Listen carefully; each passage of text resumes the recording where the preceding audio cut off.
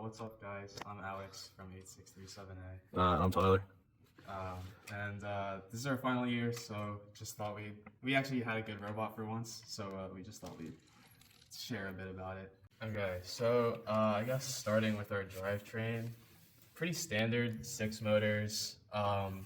We did go with a pretty long drivetrain because we did start off with like a overclock full count, and we used high strength gears because we didn't really have access to a lathe, and so we couldn't really do a 3-hole gap. And I can talk about this a bit later, but we did see like some comments talk on our phone interview talking about how this like isn't saving that much weight, even though we tried to save some weight with our plastic. But it was just like saving weight wherever we could with like the limitations we had. And then one thing I guess about our drivetrain is we have like these metal bars here acting as like pseudo sleds on top of our like actual sleds over here. And this is just because we would get caught initially without these, especially like on our aligner and our cross brace here. So just like something cool about that, I guess. And then with our funnels, actually these were really helpful with our autos and skills, because without these, like we would get caught a ton on like the middle 6 blocks, and it's kind of scuffed, but we just have this like cut U channel here with like we cut this out with like tin snips, and we put them across our drivetrain here, and then the way they're attached is just like we're using the flanges and like friction fitting it with a nylock here. So yeah.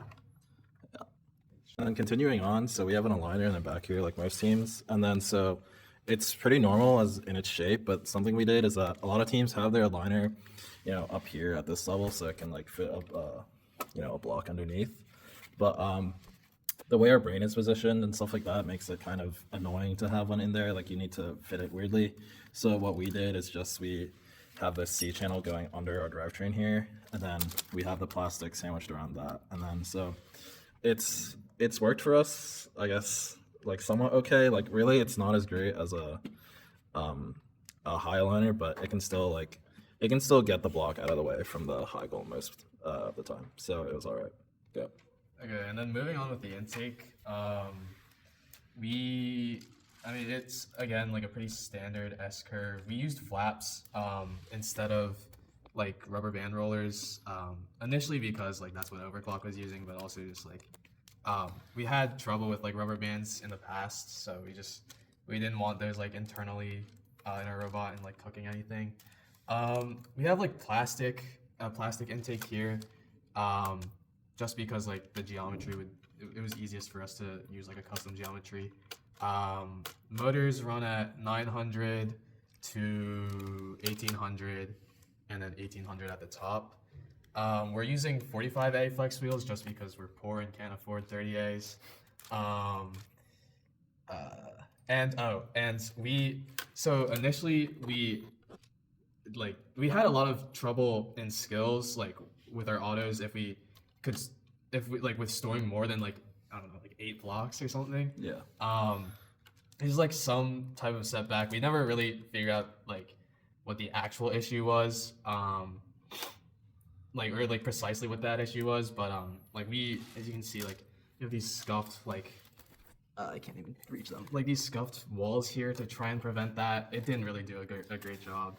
And then we're using a metal plate here that's just bent and has like the anti-slip, and this is also like not the greatest compared to like the flex wheel or like the anti-slip, just anti-slip, yeah. S curves, because we also had balls get caught here a lot during testing, but it is what it is. Yeah, so we also have a match loader here, which is, again, pretty standard as a robot. Most of these parts are.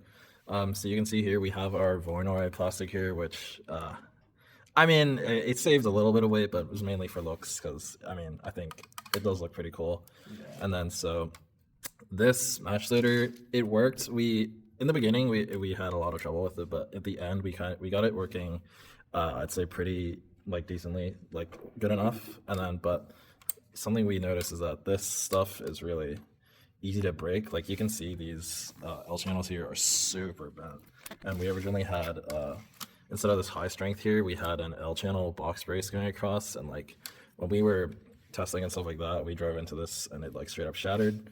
But now it works pretty well. Like we can drive into it pretty consistently, but sometimes I think it's very rare. But what used to happen to us is that we would, because our road's very long, we have to drive. This isn't that far out, so we have to drive. When we drive into the match loading tube, this goes in pretty far, and then so what would happen before is that, so this was up in the match loader tube, and then so this would be bobbling up and down to intake blocks. But then what would happen is that we were so close to the goal, we were so driven in, is that so if like the goal wall was here, this thing would bobble up to the point where these wheels would catch onto the match loading tube and then like drive themselves upwards like that. So that was a really fried thing to like try to get rid of, but I guess ultimately we kind of did. And then something else about our sleds, I guess, is that because of the plastic limit, we're actually using 2 sleds on one side and then only 1 on the other. It's good. Yeah, it's really not the greatest, but we needed these like back sleds back here just because we would always get caught like on one part of our sleds or like part of our wheel or part of our gear, and we would literally shred the park zone, which wasn't great. But yeah, this worked honestly pretty well. I mean, it wasn't ideal, but it was really helpul for crossing the park zone like relatively consistently, and the rest we sort of just fixed in code. I think because the way our center of gravity is positioned and stuff like that makes our over center point really like our over center point without any sleds or anything like that. It makes it at a really like awkward point. Like it's super late into the crossing process. Yeah, like both of our tanks are back here, our brains back here, our batteries back here. It's yeah. Okay, so moving on to the part that we've kind of been dogging on this robot, but we said it was good, and I mean, it's okay, but this is probably the part we're most proud of, or at least myself, is our transmission here. So we have a 22-watt intake like most people do, which is like as in like allocating 2 motors to your intake system. You have them here and here. So because we're in overclock, we want to be able to intake as well as we want to be able to intake alone without scoring. So for that, you obviously need to be able to control your intake in just 2 zones. So what we had originally was a pretty simple, just, 1 motor for this part, which is the front stage, the flaps, and these upper flaps, and then 1 stage just for these outer flex wheels here, which we call our indexer. And originally, because we're overclocked, we had our flex wheels up here, but we saw that they moved them down here, so gotta follow it. And then, but what we noticed with that is that, so just 1 motor on its own, like especially the one down here, with this much, like we still had all this chain and stuff like that, and so you can see there's a lot of friction here. So 1 motor, it's only 11 watts, and then these chains will consume like however many watts they do, which really limits the motor power. So we had a lot of problems with like jamming and stuff like that. And then when we got to the goal in our original design, oh my god, it was so bad. With our flex wheels on top and just 1 motor, we could barely like kick these balls out the back, and it was just really bad. So then what we switched to is that now we have still 2 motors here, but they are directly connected to this front. They're mechanically connected to this front part, this front stage, which is, again, these flex wheels and these flaps. And so you would just want to spin that part. You can see that just these flaps are spinning, but then these wheels are not, so we can intake.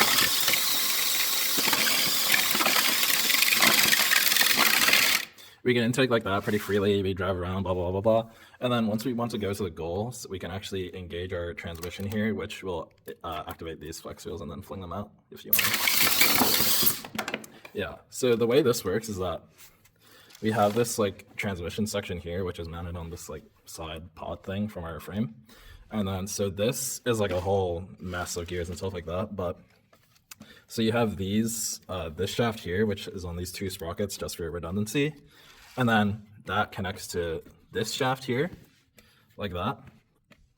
And then so this shaft spins, but then these flaps actually have to go in the opposite direction for these ones. So we have this tiny reverser gear, which is one of these plastic 12 tooths.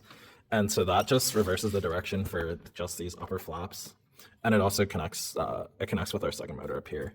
So the spacing for that is super tight. You can see there, it's just barely fitting between the sprockets. And the way we did this is that we used some of the like the rubber bearing collars, shaft collars, and we actually cut it in half, which is, they're already pretty thin, so that was a pretty annoying process, but that lets us get a really nice and compact reverser there. And then so that's this shaft, and then it's also connected to this bottom one here through these two 36 tooth gears. And then so this bottom 36 tooth gear is actually free spinning on this shaft here, but it is directly driven by this, so it'll always spin, as you saw, if you can spin it. So this one always spins, and then so when we want to engage our transmission, we have this cylinder here, which is connected to this machination of screws and collars and standoffs. But this is basically it basically clamps around this 48 tooth gear like that. And that, so basically this controls this position. And then so when we want to engage it, we fire this piston outwards, which will use this screw to force this 48 tooth gear over. You can see that there's a bunch of high strength axle converters there. So that just kind of lets it slide around easiest. So you can engage it and you can toggle it a few times. You can toggle it a few times if you want. Yeah, so you can see that this just pushes it over, and then it'll use these nylocks and these screw heads to interlock. Honestly, we found this to be really consistent, and yeah, it's a good mechanism, but sometimes it's just gotta have more.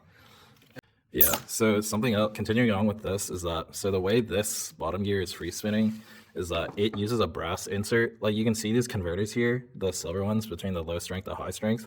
So these silver ones here are they're like the driven kind. They have a square insert, but this one actually has a brass insert, which just has a circular hole, so it doesn't spin the actual shaft. And then another thing we had trouble with is that, so this gear is free to slide on this shaft because it needs to, but we had issues with it because the travel of this cylinder is not precisely the travel that it actually needs to go to. So what would happen is that you can kind of see right here, it pulls in a little bit too strong. So what happened then is that this gear would get mashed into here and not be able to be driven. But what we did is that we actually it's hard to see, but you can see that there's an extra thick, extra wide washer there, which is sandwiched between two of these converters. So it actually will prevent it from being driven in too far, and then that we found pretty nice. You want to talk about the pseudo lock thing? Yeah. So also something we saw is that, so of course we need to be able to intake while driving around, and then so we need to be able to, if you want to raise the indexer, we need to be able to store our blocks in our robot. And then so what we had before is that we didn't have this standoff here. So what happened is that blocks only this flap's being driven, but they'd have enough momentum to kind of start falling out and stuff like that. But we added this little standoff here, this one, which, so when the transmission is unengaged and it's pulled back, you can see that the screw, the nut for this screw will actually engage with this standoff, and that basically locks these wheels in place. It's not a full lock, as you can see. I can kind of overcome it with some effort, but it's enough just to block the force around the blocks and stuff like that. Yeah, and then also with the indexer here, it's on the same shaft as or at least these front flaps down here are on the same shaft as the indexer. What am I saying? The intake is on the same shaft as the indexer. And so just the way that we prevented the intake from moving, despite it being kind of connected to the indexer, is just these flaps here are on a brass insert, so that when this thing spins, you can see the flaps are spinning, but the actual flex wheels aren't. Yeah. And then now that I see it, we could talk about this.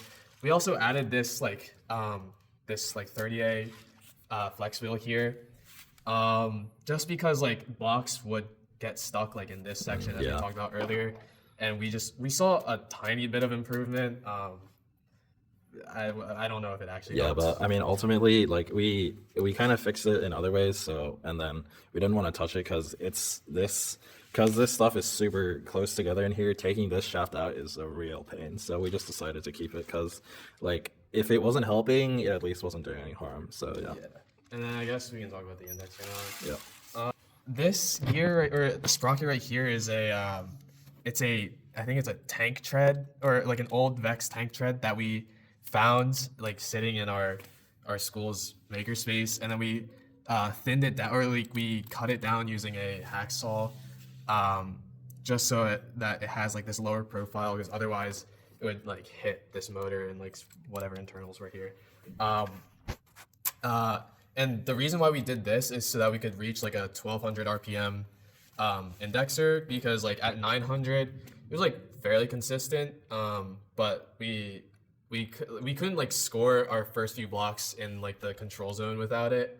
And then at 1800, which was the only other option without like having massive sprockets here that wouldn't fit, at 1800 we just had like 0 torque. So yeah, it was like really difficult at first trying to find like a sprocket combination that would work for this, because we don't have like the small sprockets. I don't know what they're called. The ones that use like the Vex IQ chain and whatever. Yeah, we didn't have like those sprockets, so we couldn't really find 1200 RPM until our programmer actually found this, and he does nothing mechanical, so that was pretty lucky there.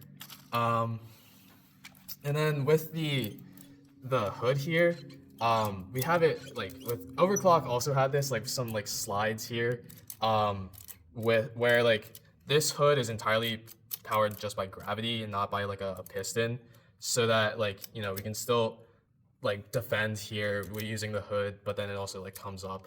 And this was really annoying with finding like the right compression. It still was like it was good at the end, but it was like really sketched at sometimes. And let's see, like the hood here, we kept our design from like having a block be able to fit like in this little indent here, just because of like some, I don't know, like creative design that we came up with, but I don't even know if it actually helped. Okay, and then with the middle goal aligner, we added this on a couple weeks before states. And this was like, honestly, we were really considering like freehanding this, but we ended up doing it on CAD, with like similar to the most of our robot. But the way we did it is just a bunch of L channels, because obviously we're trying to save a bit of weight. And we essentially just, this part acts as like funnels into the middle goal. And actually it was, I can't believe I was driving without it at our first competition, because it was really helpful. And then also with like our autonomous, it was really helpful getting like an actual hard stop here rather than trying to like estimate the distance at the goal and all that shit. Yeah, I think this worked out really well for our auto, because at states we had really consistent stop. You want to talk about it? Yeah, and then our middle goal D score, it didn't work, to be honest. Okay, so what it is just a again like an L channel, boxed L channel here, and then like a little kicker out the back.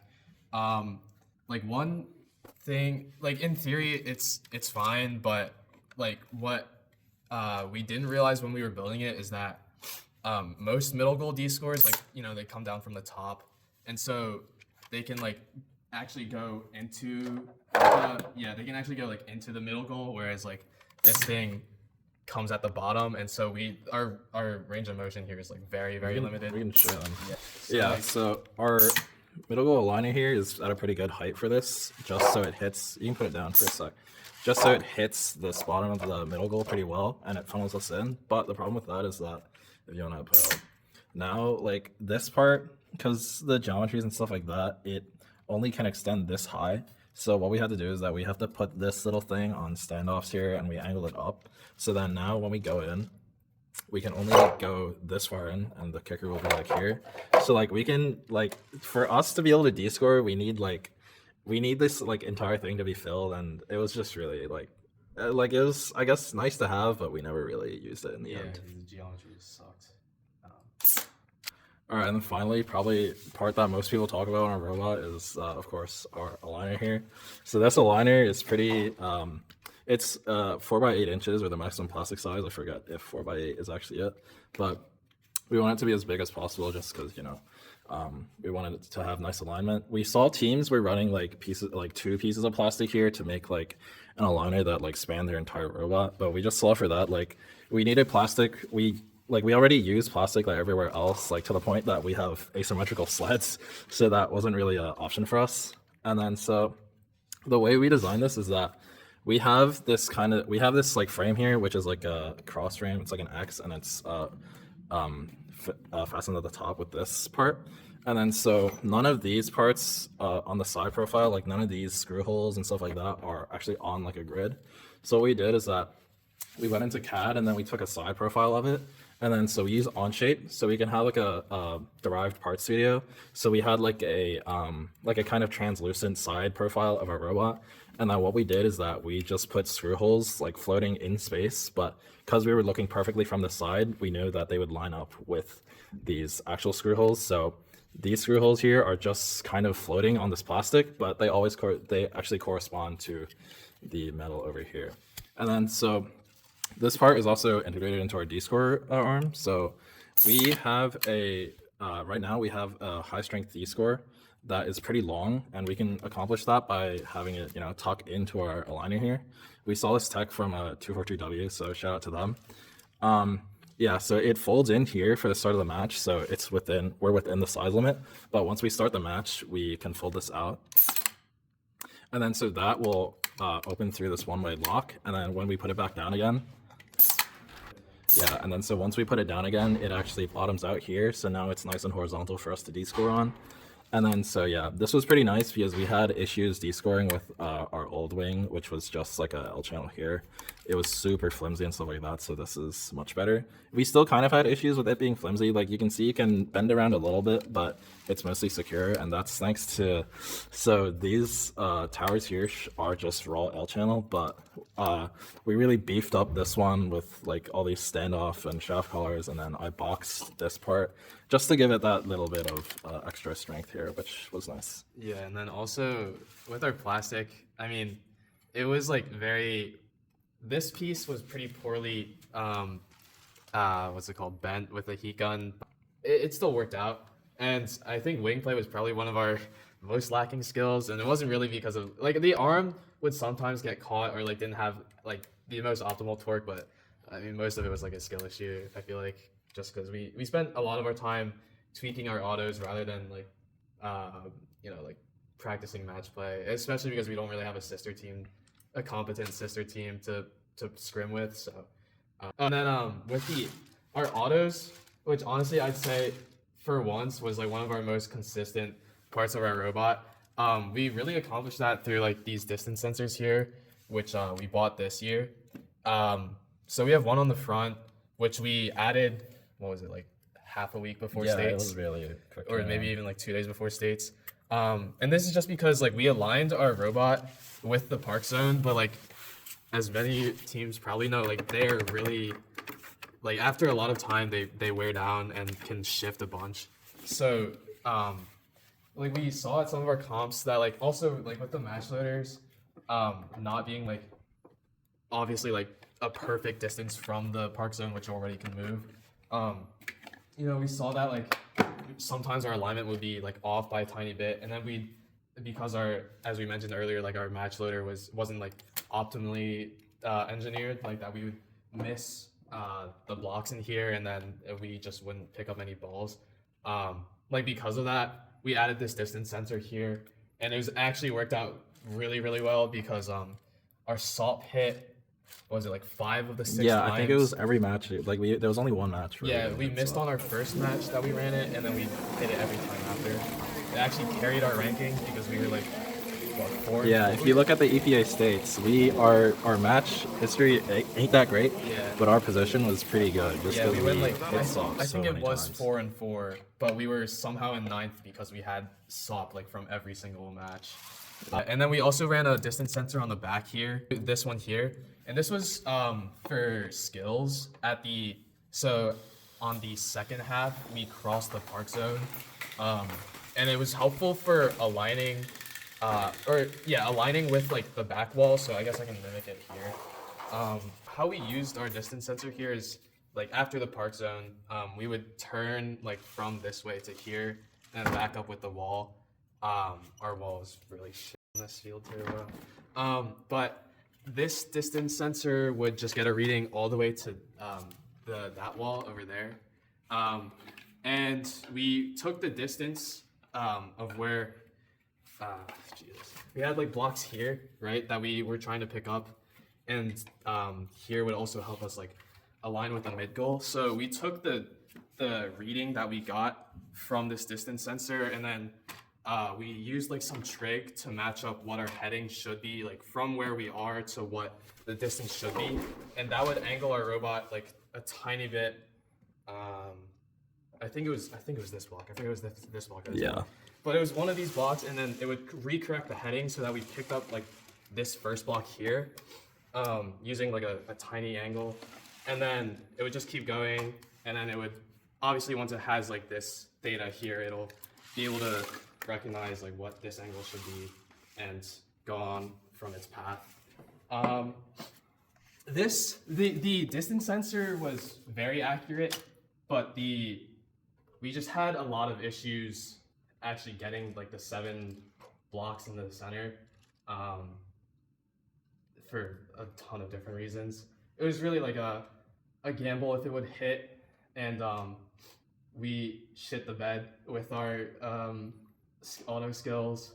So yeah, we messed up the park zone like twice, and then the other time we played without a motor plugged in, so we got, what was it, like a 24? Yeah, 24 or something fire like that. Yeah. So yeah. Is there anything else? I would just say, yeah, to any new teams, highly recommend using distance sensors because they are pretty accurate at things like this, and like you don't need anything fancy like MCL or anything like that. Like for our SOP, this distance sensor, literally all it does is get our initial distance from the park zone, which we set up at, to the wall, and then so that's literally all this thing did, and then we had this super consistent SOP. So to any new teams or teams that have like another year, we would highly recommend using distance sensors just because it's such an easy implementation, like getting the distance and then making some offsets and then literally just setting that as your PID drive. If your PID drive is tuned well, it's literally such an easy thing, but it makes your autos so consistent. Yeah, and another thing, I'm not sure how many teams are doing this, but like something we saw at States is probably teams weren't doing this, is that like obviously our distance sensor or like our autos were also really consistent this year just because you can like align with the long goal and that'll sort of reset your position. But we were like actually like explicitly resetting our position at the long goals by like when we backed up into it, we just reset our theta to 0 rather than keeping like some whatever angle the IMU is like actually reading.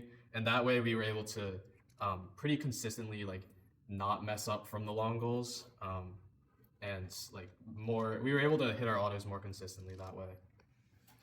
Yeah, I think that's it. Yeah. Anyways, for teams that are going to Worlds, good luck at Worlds. Yeah. And yeah, I think that's it.